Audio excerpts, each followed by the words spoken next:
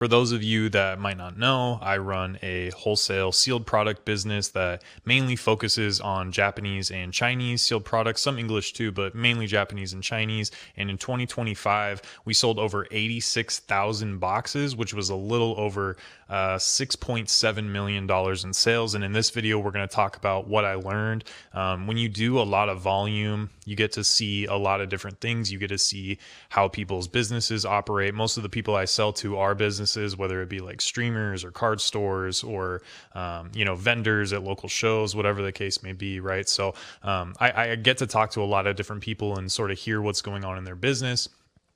I get to see what makes people successful. I get to see what kinds of people are successful, what kinds of things the people that are successful tend to do, and the kinds of things that people that aren't so successful tend to do, right? So the first thing that I would bring up is, so many people want to find like the absolute best price. They think that that's just everything. And so they're always trying to time the market. And this isn't even just with, buying booster boxes. This is everything in collectibles. People are always trying to figure out the best time to buy. When do I buy this ETB? When do I buy this single? When do I buy this PSA 10, right? And the best thing I can tell you guys is the people that try to time the market the most usually get cooked, right? It's hilarious. Like Mega Dream, for instance, when Mega Dream first came out, it was very hyped, very expensive. For me personally, that was the best selling set of the year. Like it went crazy. In fact, like I never sold out of a box the entire year. And then, all these people waited until the very last minute. So Japan goes on holiday from right after Christmas until the 4th of January. So I told people, hey, if you want to get an order in before Japan goes on holiday for a week, you need to place an order by this day. Of course, a lot of people waited until the very last minute and were like, hey, I want 100 boxes, 300 boxes of Mega Dream. And at a certain point, I had to cut people off. I had to raise the price one time and then it still sold out. So it's crazy. The demand for that set is nuts. But anyways, when it first came out, it was really expensive, right? I think I was selling it on eBay for I don't know, like 130 bucks, 125 bucks or something like that.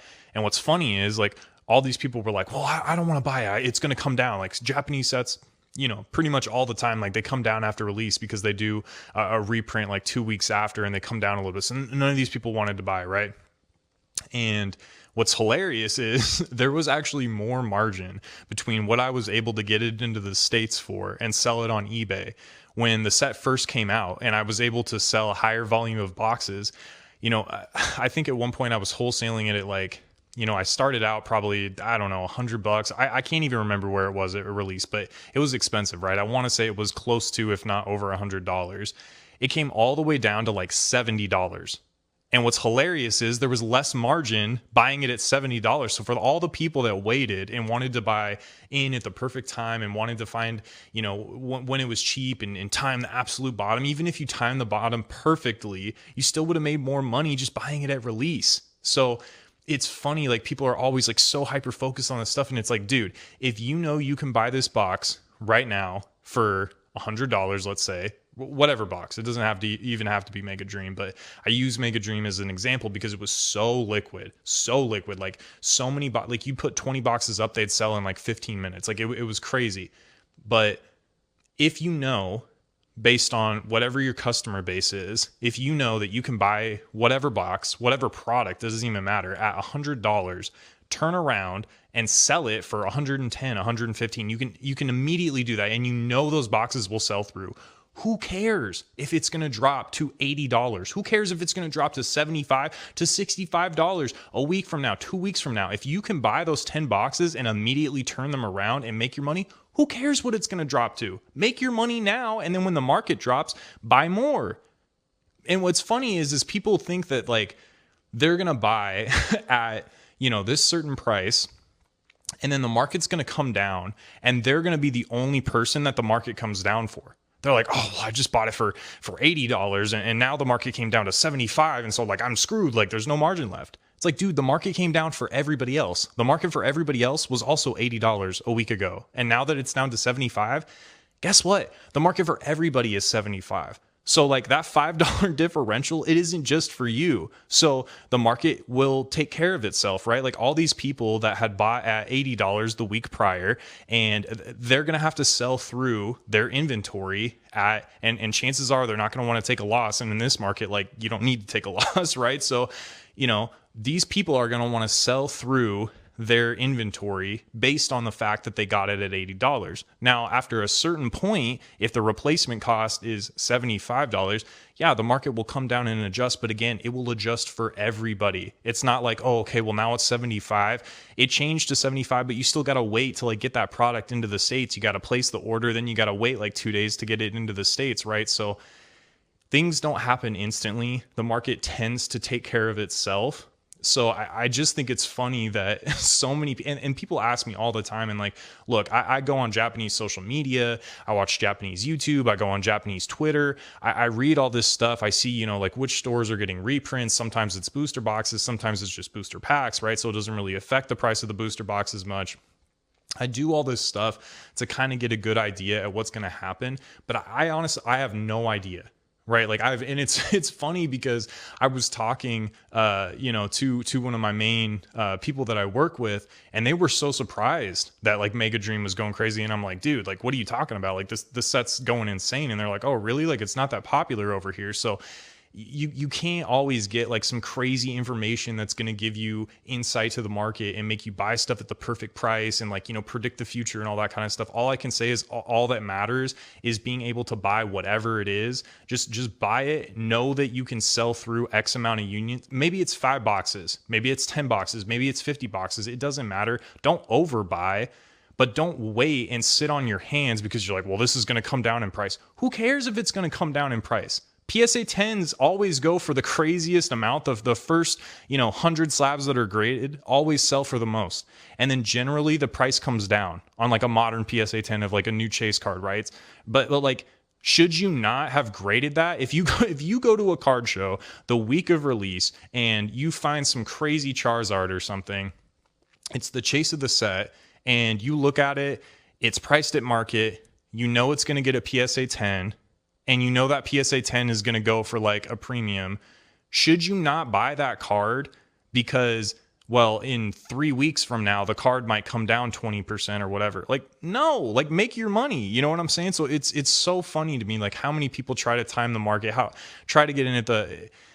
Really, if you spent your time focused on like building your business, expanding your customer base, then like it really doesn't matter, right? And like, if you're constantly buying and selling, you're not over ordering, and that you're only buying stuff that's like really liquid and moves well for you and your customer base wants, like you're going to be fine. Like you're going to be okay. The market will work itself out. You're not going to get, caught and lose 50% on stuff because, a box is up here and then it comes down to here. Like it just isn't going to happen. And most of the people that I deal with that are really successful, they don't ask me things like, well, what do you think the price is going to do in a week?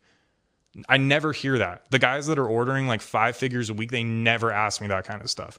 They'll just be like, hey, I need 100 boxes. Because they already know that they can sell. They see what I'm selling it for. They know what they can sell to their customers for, whether it be like on a stream or at their store, whatever the case may be. And they don't care what the price is going to do next week or 2 weeks from now or a month from now or whatever. They just buy it.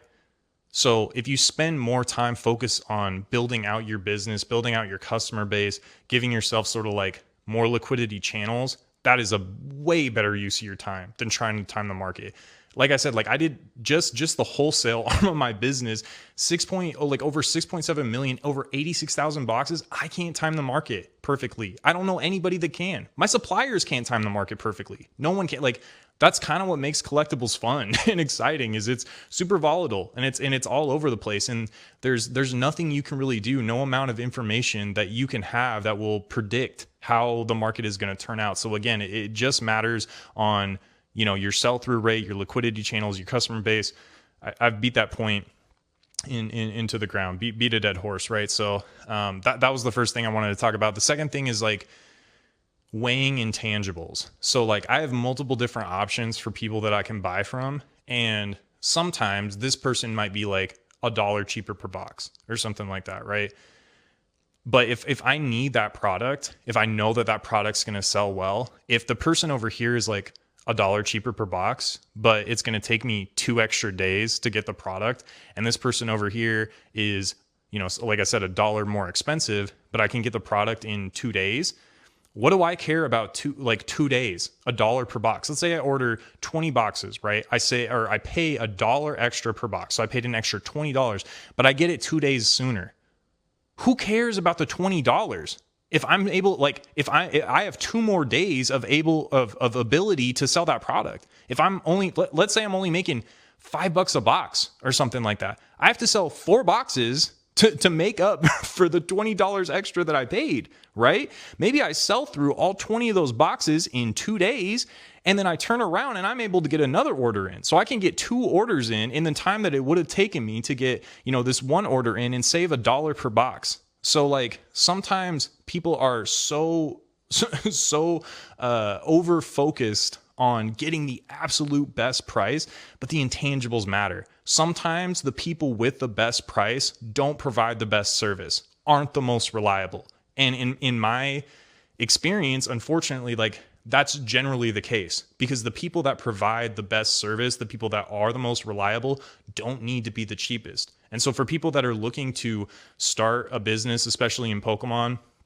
and they think that their competitive advantage is going to be, I'm going to have stuff for like the absolute cheapest price, I actually wouldn't recommend that. I would recommend just being like a good business person, being reliable, being someone that people can depend on, be someone that, maybe you pay a higher percentage than some of these other guys or whatever, or you don't tire kick or waste people's time or whatever the case may be. That matters infinitely more than being $1 cheaper on a Silver Tempest booster box or whatever. And maybe when you're starting out, you're like, well, my only real competitive advantage is like just listing stuff for cheaper, but you also don't want to build a customer base that's going to come to you only because, you are the cheapest option. Because what's going to happen is at some point, somebody is going to be cheaper than you. And the kind of customer that is only interested in you because you're the cheapest price is going to leave you immediately as soon as they find a better option. You want to find the kind of people, you want to curate the sort of like audience or customer base that is interested in dealing with you because they appreciate the service. They know that like you're reliable, that you're going to make things right if something goes missing or whatever the case may be. Like I would say that is infinitely more important. I know that I try to be as competitive as possible. And like, sometimes I'll take a little less if like, I know that something's going to sell really well and there's a lot of stock or whatever, like I'll take a little bit less on my end. Like I want to be as competitive as possible with prices. Like, don't get me wrong. Like my goal with the wholesale is to sell product to people at a price that they can then turn around and make money on, right? So it's not like I'm out here like squeezing as much out of people as like I'm not trying to gouge people on pricing, but I pride myself in the fact that like most of the time when you order from me, like if you order on a Sunday, you're going to get it by Tuesday, regardless of what state you're in the United States. Now, every once in a while, there's something with, customs or whatever, and maybe it gets held up for like an extra day or two, but like the ability for somebody to order on Sunday and get product by Tuesday, like that's huge. So even if like I'm $1 more expensive than this other guy, again, like if you get it quicker, to me personally, I think that that's more valuable than just being the absolute cheapest option. And then on top of that, like people know that if they deal with me, there's never going to be a problem, in the sense that like if something ever goes missing, and again, like I've done serious volume and I think I've maybe had one package go missing. But if something ever goes missing or something ever happens or whatever, I will always make it right. I will come out of my own pocket to make things right 100% of the time. And maybe you can't say that for everybody else that does the same thing that I do, right? So all these intangibles, like I think when people are smaller, when people have less capital, when people want to change their situation right now, when people want to see gains on paper right now, intangibles are like less attractive because it's not putting money in your pocket. But as you scale, the bigger you get, the bigger your customer base gets, all this sort of stuff, the more it matters. And I really think, like, again, when you're going to build your business, if you can be the cheapest price, great. Like, I'm not hating on that, but I'm just saying, like, think about the type of customer base that you're curating if that's your only competitive advantage. chances are, if like you're watching content like this, you're a little smarter than the average bear, or a little more driven than the average bear. So you're in a position to where you can do something, you can provide a service, you can, fill a need, you can fix a problem, and that can be your competitive advantage. And even if it isn't the absolute cheapest price, if people like you, if people know that they can rely on you and depend on you and all that sort of stuff, and again, if you're fixing a problem, filling a need, that's going to matter so much more, and that is so much more scalable. And again, like the bigger you get with scale too, sometimes that allows you to be more competitive. But when you're really small, it's tough to be the cheapest price, because a lot of these other guys get, better fees, or they're buying at like such a crazy volume that they can just get stuff for cheaper than you. And you trying to like nickel and dime yourself is, I don't know, like it's just not what I would suggest. Like one last thing and then we'll wrap it up. This isn't about the boxes specifically, but this kind of goes to nickel and diming yourself a little bit. So like when I started, I was primarily on eBay, and I at that time primarily did like singles and PSA 10s and all that sort of stuff, right? Graded cards, I guess, not just like PSA 10s, but used to list at buy it now or best offer, and I would match low list.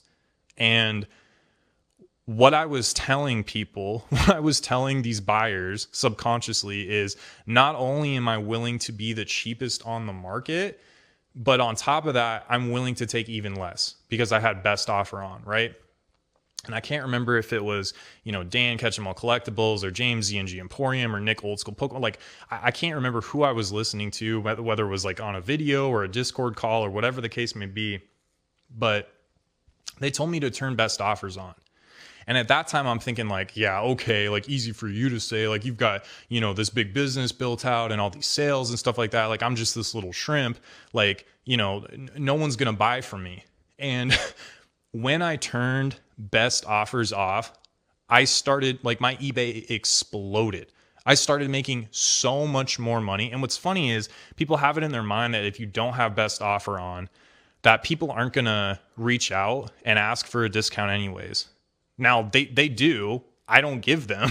Like I price my stuff competitively at what I think is fair. I only buy good items with high sell-through rate. But bottom line, what I'm trying to say is, like, if you nickel and dime yourself, you might think that it's actually helping you, but it's not, right? Like if you just provide the same product for the same price, which in this case would be like buy it now, low list or whatever, I made so much more money not accepting offers anymore. And my eBay is way bigger now than ever before, right? So again, like really, really think about what you can do, what you can offer, and I don't know, like it kind of sounds a little guru-y, but like if you want to be rich, if you want to be successful, act rich, act successful. Would rich people be, willing to take buy it now, low list, or best offer? And like, no, like they're like, whatever, like I'm okay, I'm chilling, I know what I have, I'm gonna wait for it to sell for a fair price. And it's the same thing going back to the boxes. The people that want to get like the absolute, best price, the people that buy like the smallest amount of volume, always ask the most questions, always tire kick for the longest, always are, worried about like, oh, is a reprint coming or what? And again, like, I don't blame you for wanting to know like when a reprint's coming or whatever, but setting your business up to where that kind of stuff doesn't matter is going to make you so much more successful. The guys that are buying serious volume from me week over week, it's like, hey man, I want 100 boxes of this, 50 boxes of this, 50 boxes of this. I go, cool, here's the invoice, and they go payment sent, and that's all I hear from them, because they've set themselves up in a way to where the little market shifts don't matter. And if the market goes up, great, they made some money. If the market goes down, they sell through what they have and they order more. And I would really implore you guys to think about that moving forward, and think about how you can set yourself up, how you can insulate yourself to, not really be so affected by the market moving one way or the other. And the best way you can do that, like I said, is just increasing your customer base, curating a good kind of customer base, and just increasing your liquidity channels, finding more places to sell. Also, like having things pre-sold is nice. Like if you have a buddy or something that runs a stream, or you have people that you deal with locally, maybe it's a local card store or something like that, and you know that they need product, and you're going to get 10 boxes in, and you're going to that card store anyways because maybe you're trying to pre-grade some cards, and you're like, hey, would you want 10 boxes of like the newest set, right? And maybe you can get it for 80 bucks or something, and you're like, hey, like, I'll charge you 85 bucks because market is 95 or 100, and so they can put it on their shelves and they can make some money, and you're going there anyways. So you take 10 boxes in, you make 50 bucks, and then maybe you find some gradable cards, right? Like there's all this little stuff you can do to sort of set yourself up for success and keep yourself insulated from like, a market move to the upside or the downside, right? So hopefully this all made sense. Hopefully this was helpful. If you guys like this kind of content, like it, subscribe to the channel. I really appreciate it, and I'll talk to you guys again soon. Thanks.